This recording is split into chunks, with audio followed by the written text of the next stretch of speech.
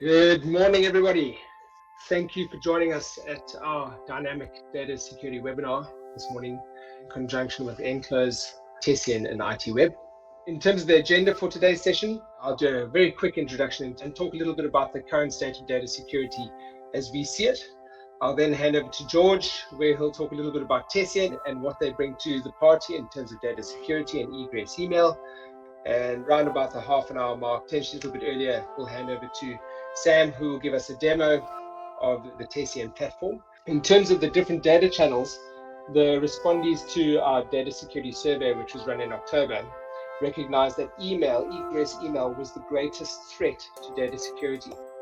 Now, when we talk about data security, different channels is always quite important. It could be email, web posts, printing, copy, paste, USB, all the TPs, FTP, HTTP, HTTPS, SMTP, and more recently, we're seeing a lot of data leakage through cloud applications, whether they be sanctioned cloud apps or unsanctioned cloud apps.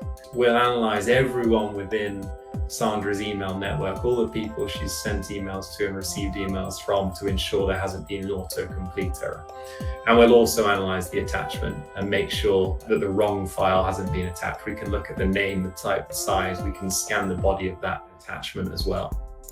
So in doing that analysis and comparing against the historical data that we've analyzed in the past, we can identify if there's an anomaly here. And if we think there is, we'll warn the sender, in this case Sandra, with a contextual warning, as I mentioned earlier, and empower that user to triage the issue themselves. And in this case, we're asking Sandra if this is the correct recipient. There's a similarly named contact in your network, Julia Smith at Tufin, as opposed to Julia Smith at OneBank, who has a stronger correlation to the keywords contained in the email and the attachment. Would you still like to send the email?